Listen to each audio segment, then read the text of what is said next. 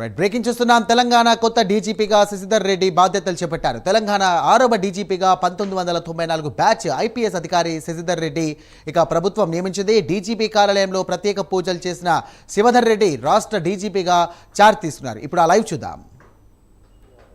మేము చర్చ చేసిన లాభం లేదు. మన సమస్య కాదు ఇది. తెలంగాణలో సమస్య లేదు. ఓన్లీ కొంచెం బార్డర్ ఏరియాలో కొంచెం అప్పుడప్పుడు వచ్చిపోతున్నట్టు కాలు పెట్టి మన లోపలికి వెళ్ళిపోతున్నారు. కాబట్టి అది మన సమస్య కాదు. అక్కడ సమస్య లేనప్పుడు మనం చర్చలు పెట్టి లాభం ఏంటిది? కాబట్టి సమస్యలు లేనప్పుడు వాళ్ళతో మాట్లాడాల్సింది బయటకు రమ్మని కదా కాలిస్తుంది. అది కూడా చర్చలు చేసి కదా వాళ్ళతో మాట్లాడే వాళ్ళకి సంబంధించినటువంటి వాళ్ళతో మాట్లాడి మిమ్మల్ని బయటకు రమ్మని చెప్పి పిలుస్తున్నాం మేము.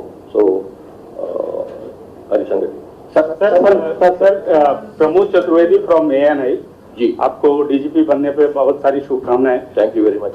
हम ये जानना चाहेंगे कि क्या क्या चैलेंजेस हो गए, खास तौर से जब स्टेट लोकल बॉडी इलेक्शंस में जा रहा है, वैसे समय पे पॉलिटिकल एक्टिविटीज एजिटेशंस बहुत ज्यादा हो जाते हैं, तो उस पर आपकी ये चुनौती के साथ साथ और क्या क्या चुनौतियां होंगी? Thank you. ये चुनौती जो है इलेक्शंस के साथ साथ जो आप बता रहे हैं कि प्रोटेस्ट होंगे वगैरह, ये तो डेमोक्रेसी के अंदर जो है they are totally allowed to do any protest. There is no bar on that, absolutely no bar on that.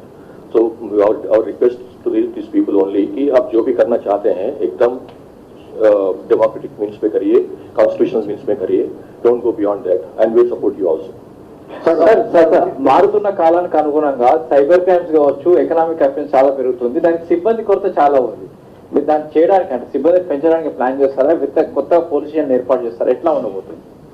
Police station కొత్తగా ఏర్పాటు చేయాల్సింది అనుకున్న అన్ని నాకు తెలిసినంత వరకు అన్ని మండలాల్లో ఉన్నాయి. ఇది 1-2 మండల్స్ తగ్గున్నాయంటే ఈ మధ్యనే మళ్ళీ కొత్త జీవోలు ఇచ్చి ఆ మండల్స్ లో కూడా కొత్త పోలీస్ స్టేషన్ ఏర్పాటు చేసినాము. కాబట్టి